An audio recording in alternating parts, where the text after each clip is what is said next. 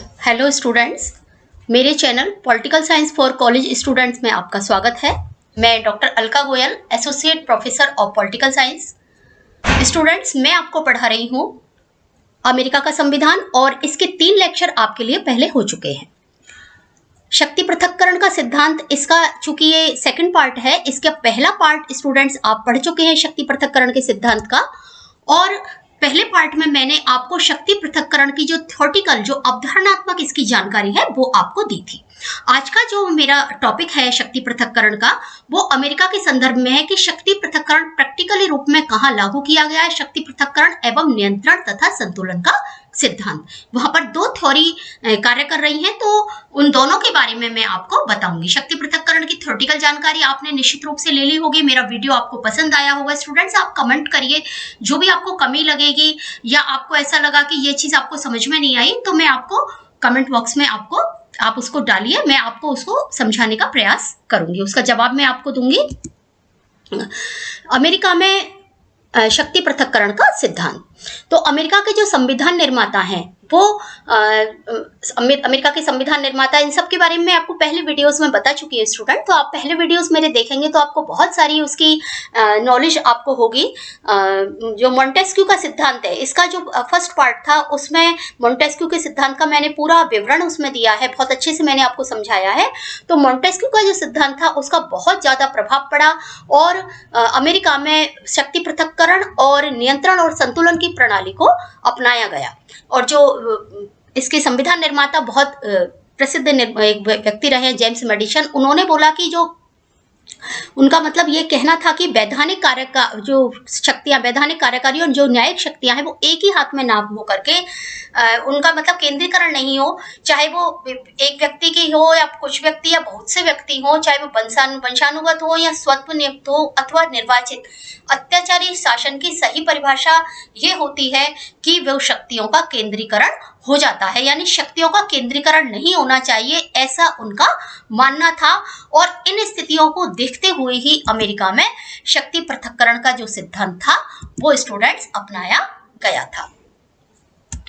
तो अमेरिका में जो शक्ति पृथक्करण का सिद्धांत है उसमें क्या है कि अमेरिकी संविधान में सरकार की जो तीनों अंग हैं उनकी शक्तियों को अलग अलग, तीनों अंगों को अलग अलग कर दिया गया है और तीनों अंगों को स्वतंत्र भी रखा गया है। एक दूसरे से वो स्वतंत्र रखना चाहते थे, जो संविधान निर्माता थे, तो उन्होंने स्वतंत्र भी उनको रखा है। तो राष्ट्रपति जो है यानी कार्यपालिका, जिसका चुनाव जनता द्वारा प्रत्यक्ष रूप से होता है, मतलब जनता द्वारा इस रूप में नहीं होता प्रत्यक्ष रूप से, वैसे चुनाव होने वाला है, वहां पर चल रही है वहां पर सारी सरगर्मी, तो एक निर्वाचक मंडल द्वारा होता है स्टूडेंट्स। तो राष्ट्रपति संबंधित जो भी होगा, मैं आपको अगला जो मेरा वीडियो होगा वो इसी संबंधित होगा।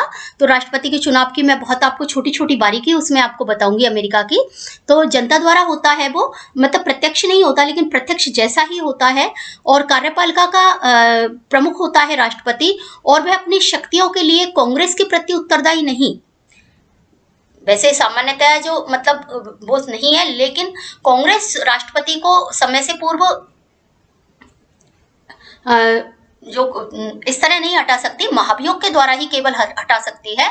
और जो मंत्री हैं वह केवल राष्ट्रपति के प्रति ही उत्तरदायी होते हैं, मतलब ऐसे संसदात्मक शासन के समान उसके प्रति उत्तरदायी नहीं होते, व्यवस्थापिका के प्रति।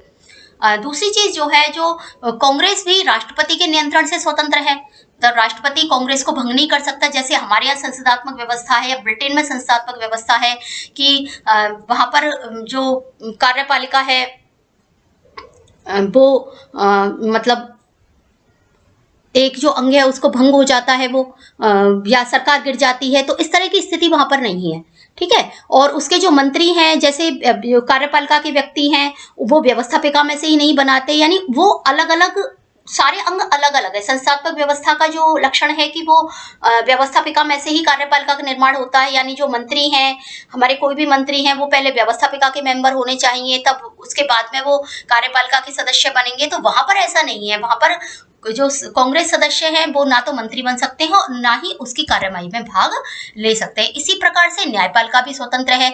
न्यायाधीशों की नियुक्ति जो राष्ट्रपति है वो सीनेट की स्वीकृति से करता है और इन्हें केवल महाभियोग के द्वारा ही हटाया जा सकता है। ऐसा नहीं कि कैसे भी इनको हटा दें, यानी राष्ट्रपति को भी हटाया जा सकता है जैसे मैंने अभी आपको बताया, लेकिन वो महाभियोग के द्वारा ही उसको हटाया जा सकता है, वैसे राष्ट्रपति को नहीं हटा सकते हैं। और जो शासन के तीनों अंग हैं उनके सदस्यों की चयन प्रक्रिया भी भिन्न है, यानी शक्ति पृथक्करण के सिद्धांत यहाँ पर प्रैक्टिकल रूप हम उसका देख रहे हैं कि किस किस रूप में है। तो जो कांग्रेस है उसके सदस्य जनता द्वारा प्रत्यक्ष रूप से निर्वाचित होते हैं। जो राष्ट्रपति है जैसे मैंने अभी आपको बताया कि एक निर्वाचक मंडल द्वारा परोक्ष रूप से निर्वाचित होता है। और जो न्यायाधीशों की नियुक्ति है वो स्टूडेंट सीनेट के अनुसमर्थन पर राष्ट्रपति के द्वारा होती है। तो जो तीनों अंग हैं उनकी चयन प्रक्रिया अलग अलग है, ऐसा नहीं है कि वो एक ही तरह से चुने। और जो तीनों हैं उनके चूंकि उत्तरदायित्व अलग हैं, उनकी सदस्यता अलग है, तो निश्चित रूप से तीनों अंग अपने अपना कार्य करते हैं। और जो शासन का एक ही अंग की सदस्यता का प्रावधान है, यानी एक सदस्य दूसरे अंग की सदस्यता नहीं ले सकता, तो एक दूसरे से कोई बहुत ज्यादा संबंध इस तरह से नहीं होता। और सरकार के जो तीनों अंग हैं उनका कार्यकाल भी अलग अलग है और कार्यकाल निश्चित है। हमारे यहाँ पर क्या होता है, सरकार गिर जाती है, कभी जो है लोकसभा भंग हो गई, सरकार गिर गई, सरकार से त्यागपत्र मांग लेते हैं, तो इस तरह की स्थिति वहां पर नहीं है। तो प्रतिनिधि सभा जो वहां पर निम्न सदन है उसका कार्यकाल 2 वर्ष का है, जो सीनेट है उसका कार्यकाल 6 वर्ष है, राष्ट्रपति का 4 वर्ष है, न्यायाधीश जीवन पर्यंत है। तो सबके अपने अपने कार्यकाल है और सब अपने अनुसार वहां पर कार्य करते हैं, यानी वहां पर इंटरफेयर नहीं करते एक दूसरे के कार्य में। और जो इंटरफेयर होता है वो चेक और बैलेंस, जो शक्ति नियंत्रण और संतुलन का जो सिद्धांत है उसके साथ में वो जो नियंत्रण संतुलन के सिद्धांत है उसके साथ में ही वो आपस में एक दूसरे को नियंत्रित करते हैं।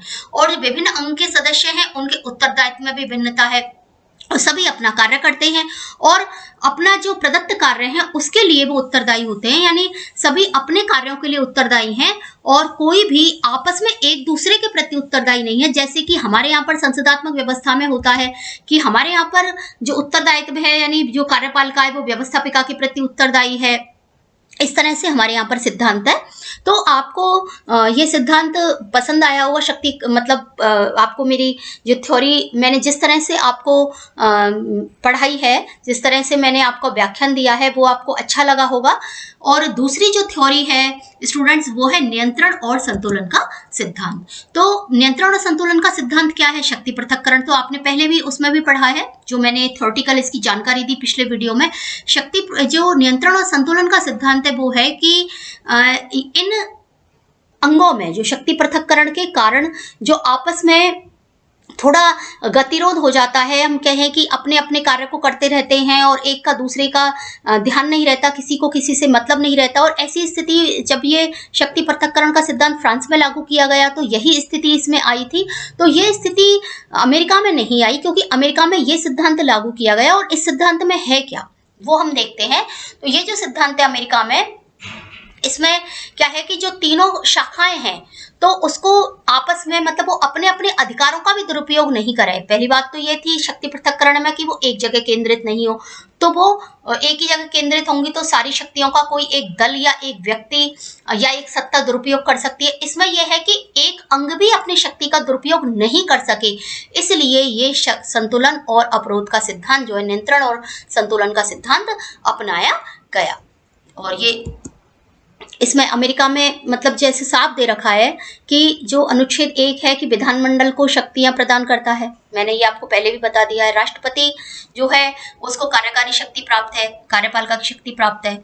और अनुच्छेद 3 जो है वो न्यायपालिका का है कि न्यायपालिका जो है वो अपने कार्यों को करेगी। तो इस तरह से जो तीनों अंग है, तीनों की अंगों की शक्तियों का स्पष्ट विभाजन उसमें दिया गया है, ठीक है। और कांग्रेस का चुनाव राष्ट्रपति से पृथक रूप से किया जाता है, जो विधानमंडल का भाग नहीं होता है। जैसे हमारे यहाँ पर हम कहें कि हमारे यहाँ व्यवस्थापिका में कौन कौन शामिल है, तो हम कहेंगे लोकसभा, राज्यसभा और राष्ट्रपति, तीन व्यक्ति शामिल हैं, लेकिन हमारे 3 अंग उसमें हैं।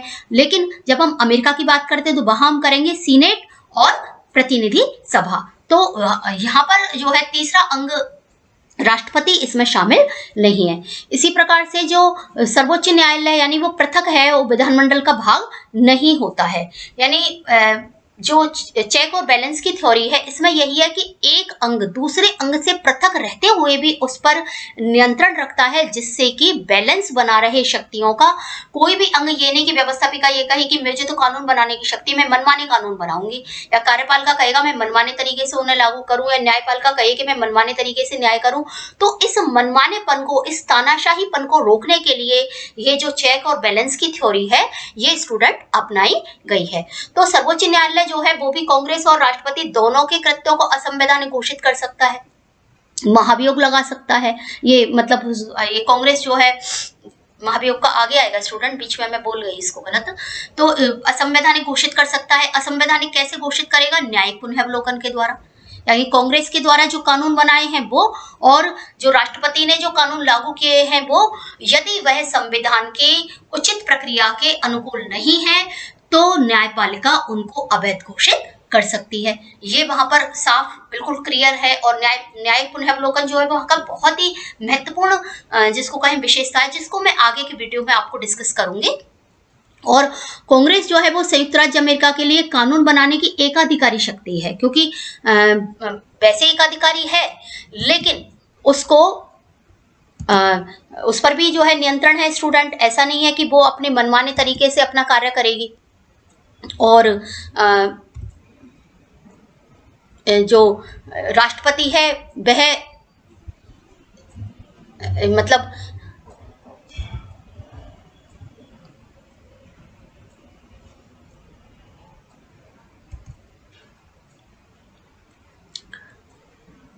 राष्ट्रपति भी अपनी मनमानी नहीं कर सकता। जैसे मैंने आपको बताया कि महाभियोग की शक्तियां उसके लिए जो है उसका कार्य करती हैं कि वो रोकने का काम करती हैं उसके लिए। तो इस तरह से जो राष्ट्रपति है वो एक अप्रदत्त सिद्धांत के अंदर कांग्रेस अपनी विधि निर्माण की जिम्मेदारी को किसी अन्य एजेंसियों को नहीं दे सकती है, यानी वो एकाधिकारी है और अपनी शक्तियों को वो दूसरे किसी अंग को नहीं दे सकती है। दूसरी चीज है, राष्ट्रपति अपने किसी भी विधेयक को रोकने की जो वीटो शक्ति के द्वारा कांग्रेस को नियंत्रित करता है, यानी कांग्रेस मनमाना कानून नहीं बना सकती। वीटो की पावर निषेधाधिकार के जरिए पुनर्विचार के लिए भेज देता है।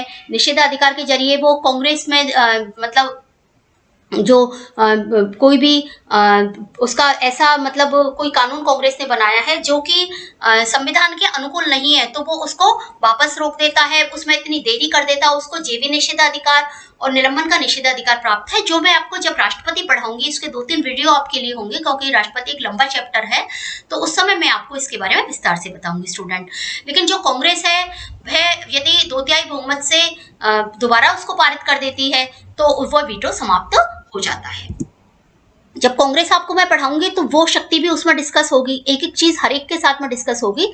और दोनों सदन यदि स्थगन की जो अधिवेशन चल रहा है यदि उसकी स्थगन की तिथि पर सहमत नहीं हो पाते हैं तो राष्ट्रपति इस सदन या दोनों सदनों के आपात सत्र को बुला सकते हैं। तो इस तरह से राष्ट्रपति को यहाँ पर एक इंटरफेयर करने का, हस्तक्षेप करने का अधिकार है। और राष्ट्रपति जो है संयुक्त राज्य अमेरिका की सेना और नौसेना का नागरिक कमांडर इन चीफ होता है और ये समझा जाता है कि आपात संकट की स्थिति में उसके पास उचित सैनिक कार्रवाई करने का उसके पास शक्ति होती है।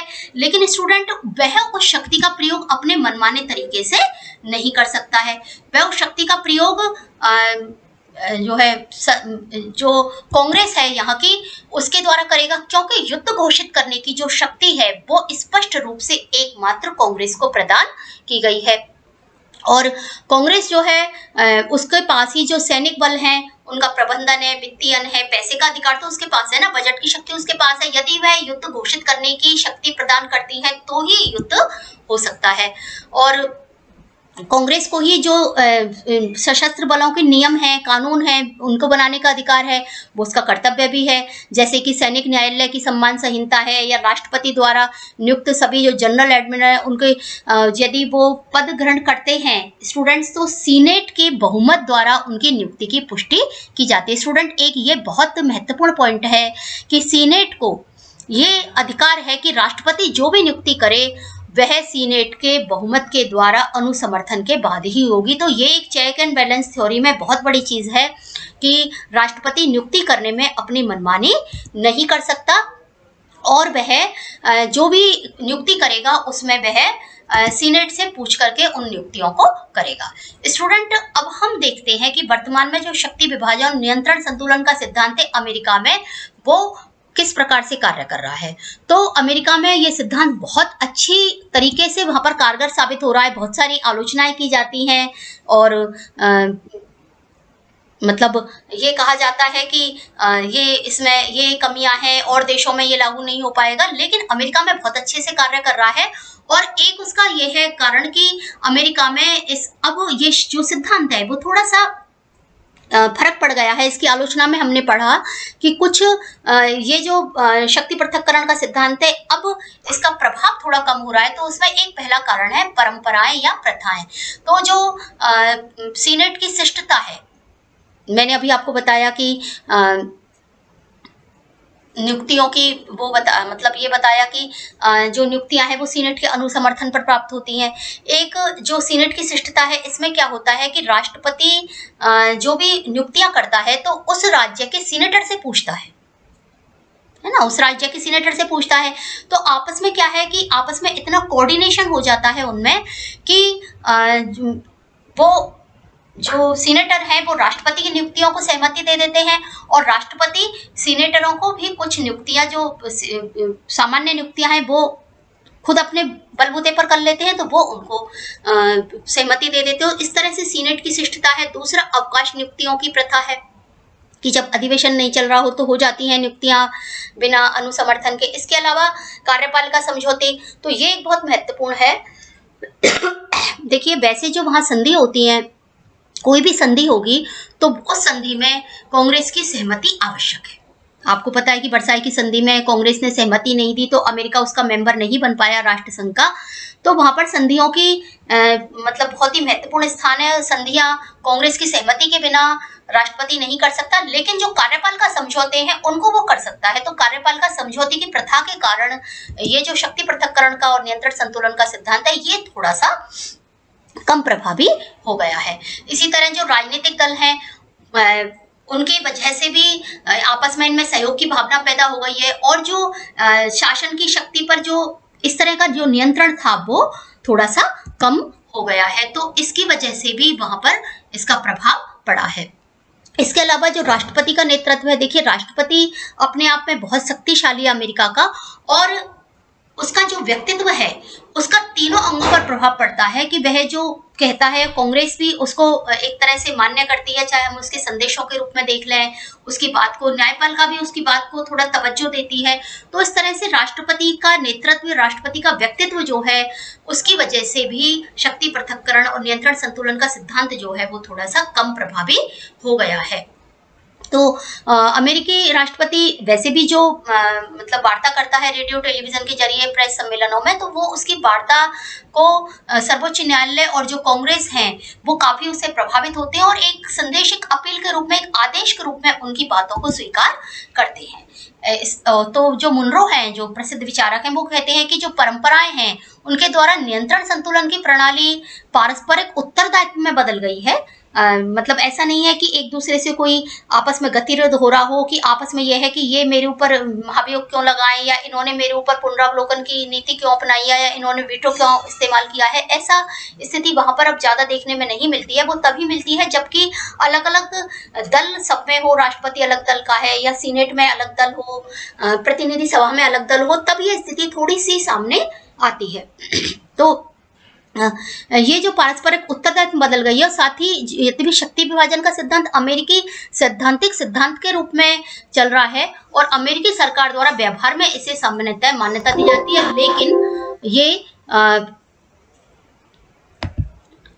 लेकिन जब संकट काल आता है तब शीघ्र और समर्थ कार्रवाई में इसको बाधक नहीं होने दिया जाता। तो वहां पर शक्ति पृथक्करण का सिद्धांत बहुत अच्छे से चल रहा है और सब अपने अपने उत्तरदायित्वों को बहुत अच्छे से पहचानते हैं, जानते हैं स्टूडेंट्स। लेकिन ये सिद्धांत जो है उस समय पर इसको बिल्कुल एक तरफ कर दिया जाता है जब अमेरिका में कोई भी संकट की स्थिति आई हो।